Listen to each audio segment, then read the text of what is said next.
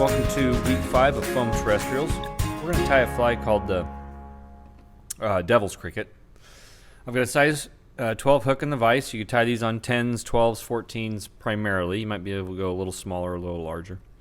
You want to cut this kind of rounded triangle tip into your foam, and you want that shape to basically extend 3/4 of the shank in length. You want the foam to be twice as long so we have plenty of room to grab and hold up front as we work the fly later. We're going to start off by pre-shaping this foam. And so what I've got, again, I got a 12 in the vise. I'm going to start off with some Uni 80 black. We'll start about 2 to 3 bodkin widths behind the eye. This is basically where the main point of the foam is going to be tied in. The back doesn't actually get tied in. And we want to have a nice underbody. It can help with this part. I'm going to take our thread back to basically the barb, and we're going to kind of line this up.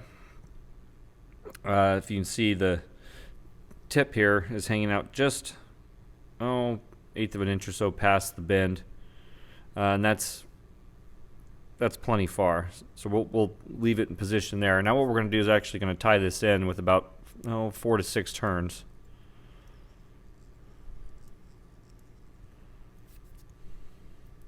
And that's going to create the back end of the cricket. So next I'm going to jump my thread forward. The idea here is that we make this middle section that we're getting ready to do a little bit bigger than the back. So you can count your turns if you need to, if you're going to make a bunch of these. And you want to make them all look even. That's something you can do.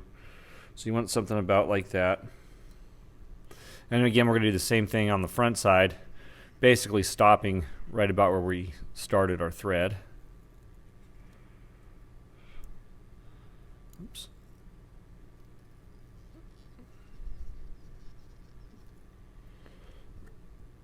So we have something looks kind of like that.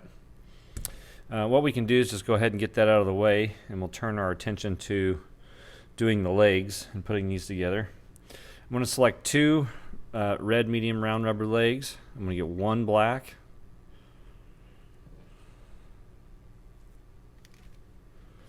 And I'm just going to kind of line these tips up. We're getting pretty close. They don't have to be perfect. Now I want to actually just kind of form a loop. Just have trouble with the first one, it seems like. I'm just going to form a loop, push these through, and don't close this knot totally. And I'm going to do the same thing to the other side.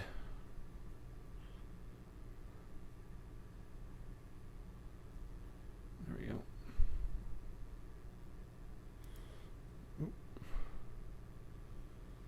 Come on, you. I went the wrong direction with it.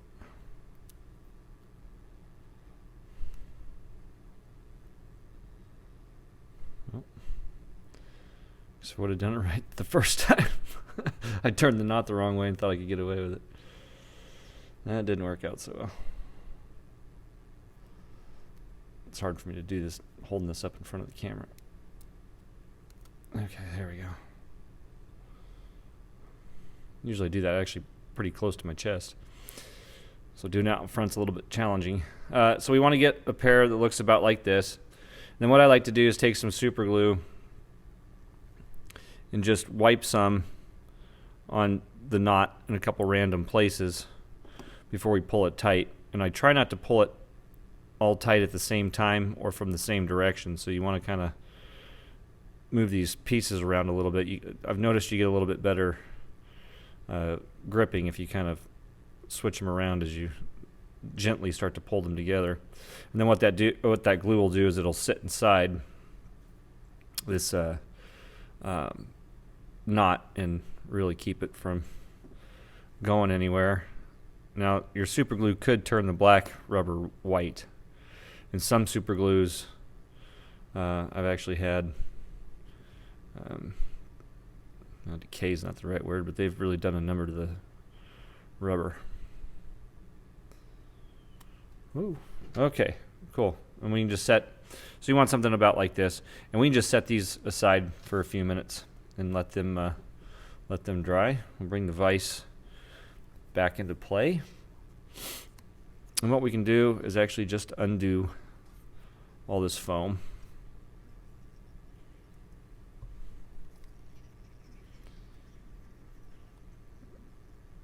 We're going to get it off the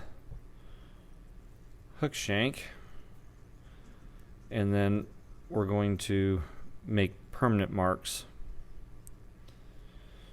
Doing it with just the thread, the foam may not always keep its shape forever. It may start to open back up and those gaps get filled back in. But if you want to keep that shape, what you can do is get a bodkin and a lighter, and you just want to heat it up a little bit. You don't need to get ridiculously hot with this. And then we can take that bodkin, whoop, there we go. Let me take that bodkin and you just touch it to the foam like so, and then you'll permanently have your shape. And you can actually, if you wanted to, you can come around and kind of round these out a little bit if you like, but that's not really necessary. Okay, we're just going to set this aside for a minute. So now to tie the fly, we're going to start with the I'm going to start with a little bit of orange check dub. You can use some red dub, or you know, just, I guess you put some green or something in if you wanted something different. But we're going with red because sometimes crickets have little red spots on them. So I'm just going to use orange. It's fairly close. And we're just going to kind of dub between the gap, or I'm sorry, the barb and the point.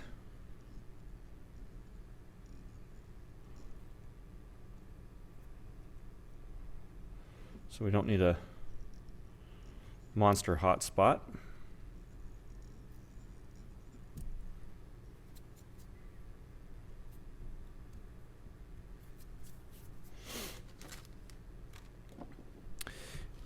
And we'll go ahead and trim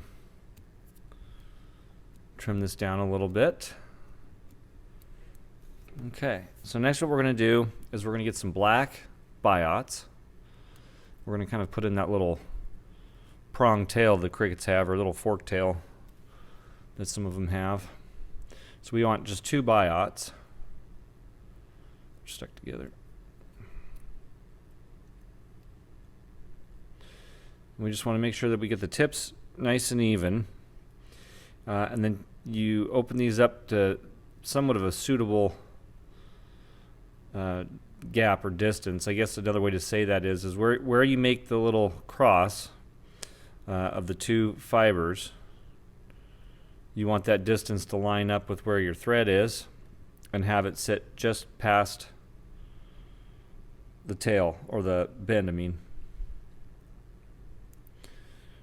So once we have that, we'll tie these 2 in together. Do loose wraps. Force them. You can kind of force them open here a little bit. If you really struggle with keeping these opens, you can actually put in a dubbing loop just before this step. After you've done your red tag, run your dubbing loop to the back. When you put these on and they're not going open, as you're starting to tie it forward after the second or third turn, just pull that dubbing loop in between them, and it'll force them open.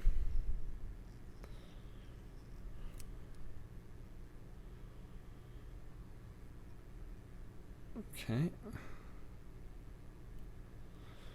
I've kind of got them situated where I want, so I'll go ahead and put a little glue down just to help them hold position. And I'm just going to tie these biots in coming forward. And if they roll around, that's fine. I'm just going to bring them up to basically where we started our thread.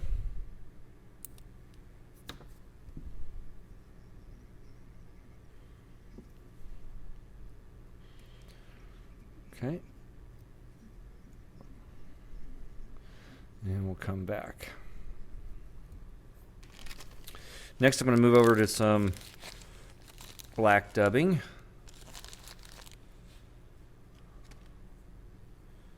Want to I'm using here is the Arctic Snow from Fly Tires Dungeon in black. I'm going to get a little wax on this one, just because of how much I'm putting on. We want to have this body taper to the front a little bit, so it gets bigger as we go forward. Okay. Yep.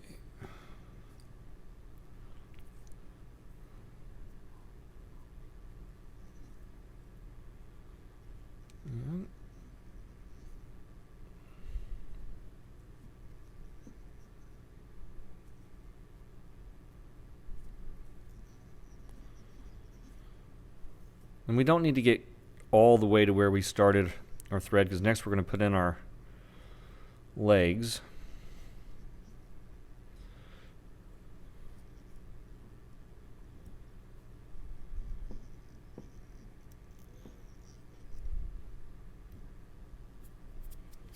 Okay, so now we can come back to our legs. I'm just going to fold this over on itself to create that loop again and cut it right in the middle.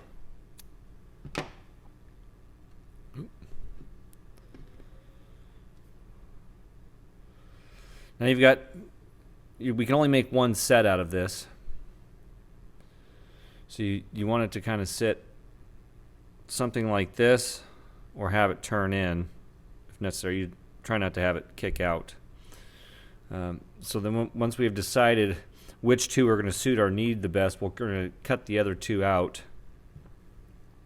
Now if you have the longer black one, save that, because we can use it for the front legs.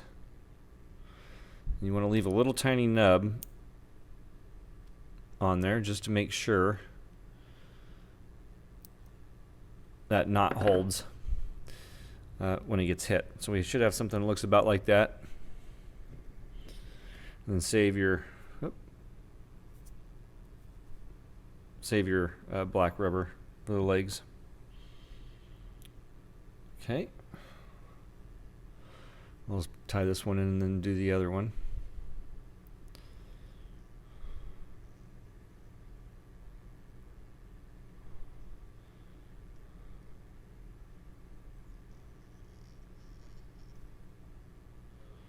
Okay, that's good. Even though it's sticking out, we're going to kind of dub back down onto it in a minute, so that'll work. Where'd my other one go? Okay.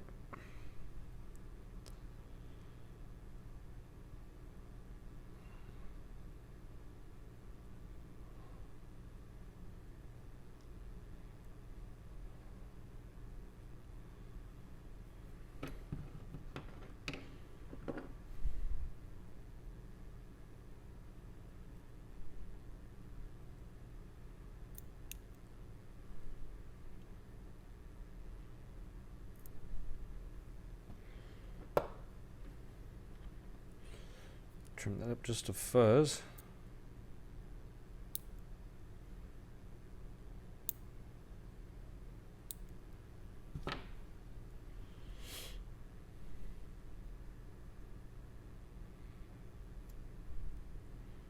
And tie this one in.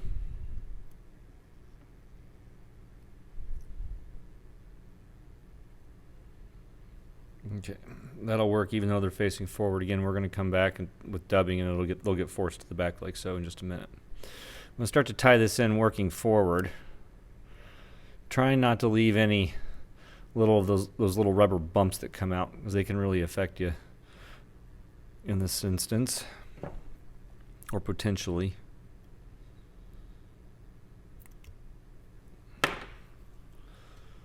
Okay, let's tie this in coming forward. When you get behind the eye, what I like to do is put in a whip finish, or maybe a couple half hitches here.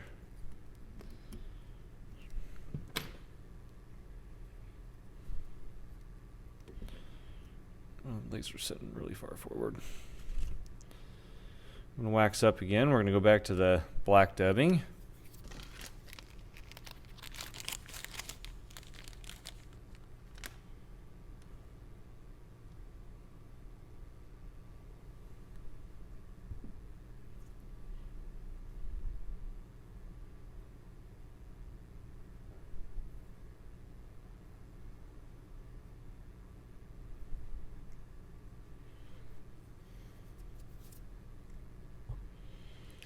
And we're going to start to work this dubbing to the back.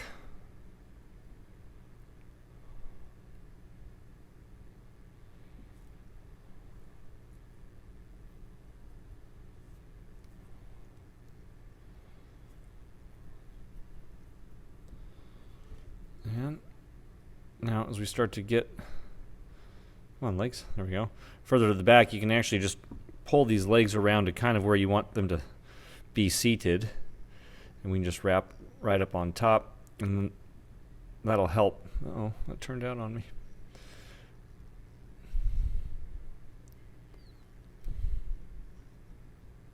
There we go.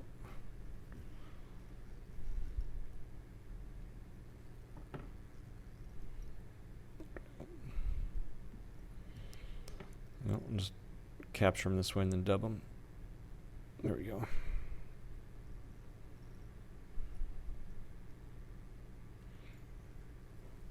There you go. It's going to be a little tricky. We're going to cut the black down on these as well, just a little bit.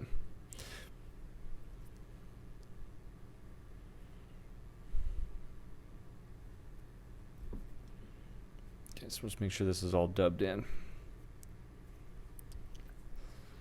And we can work on getting our body on.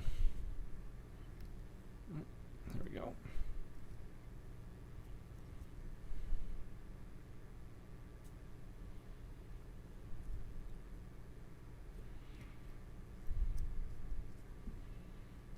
All right.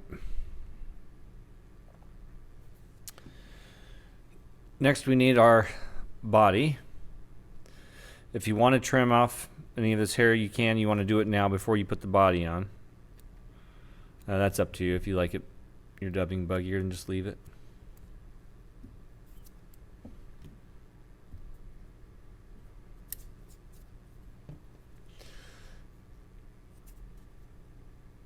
So now we can line up our tail. And you see now how this nub sits kind of right in between. Turn it just right there, you go, right in between the two biots. And so what we're looking to do is tie in this first section. Just line everything up, a couple of loose turns, and pull down on this one. So now we should have a fly that looks about like this.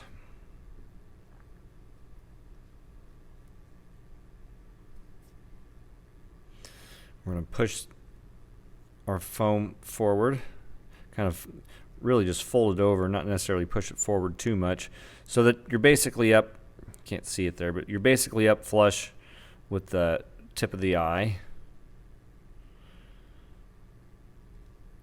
We're going to put a few turns in here as well.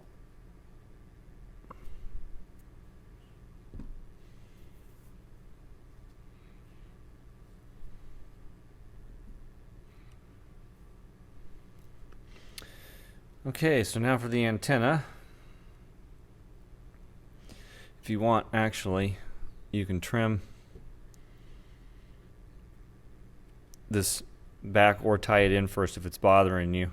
So you can just jump your thread, make sure you come underneath, jump your thread right to the back side, because that's where it's going to get tied in again in a minute. You don't have to tie it in first, but if it's moving around and you're not comfortable with it, go ahead and do that. Now for the antenna, what we're going to do is I've got two moose mane fibers or moose hair fibers here. I'm just going to even these up.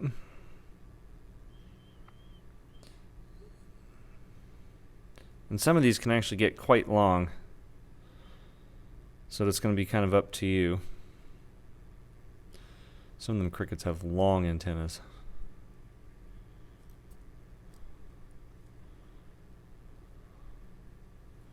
Okay. And for that, I do like to put just a drop of glue right in the middle. Okay. Now for the hot spot, what I've got here is just a small little piece of red foam.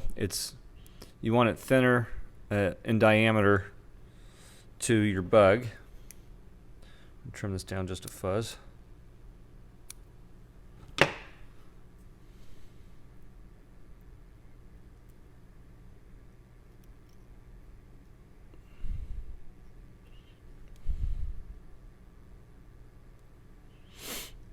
Now this part you actually really have two choices. You can have your indicator right up front, or you can have your indicator further out on this back part here. Yeah, either one's totally fine. I like putting it up front because I think it just hides the moose hair better.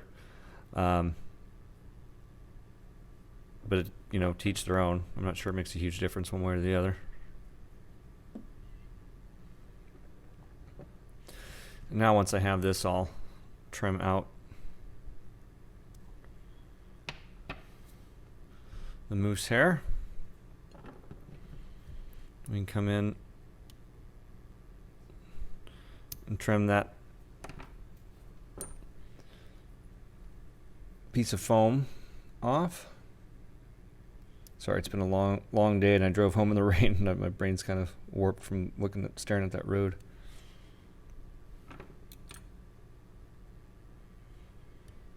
So there's the front look.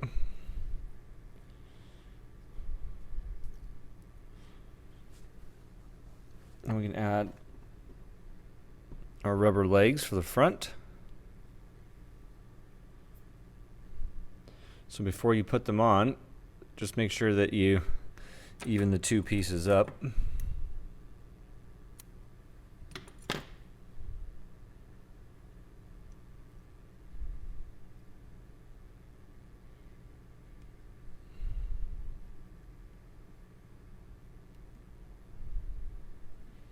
Oops.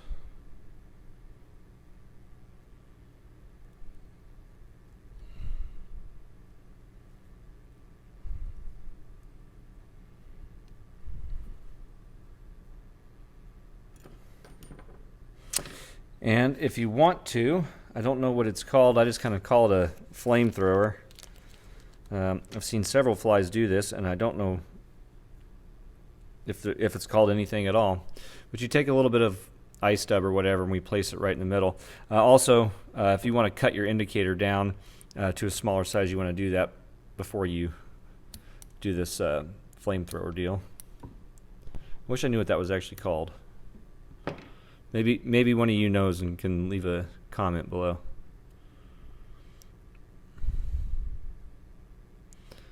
I'll just place a few turns in.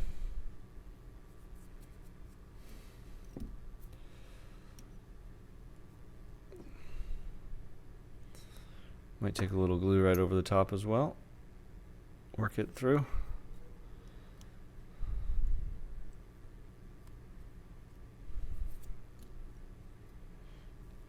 And now all we have to do is actually whip finish and then trim the legs. You do want to whip finish and or you do a glued half hitch up on the front side under the eye.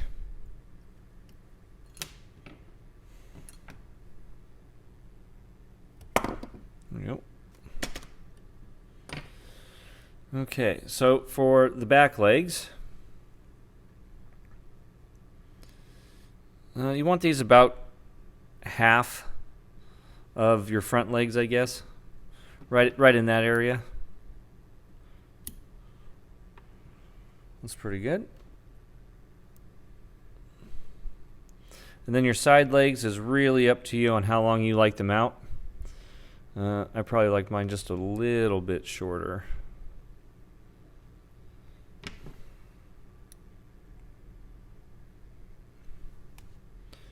This is at a funky angle.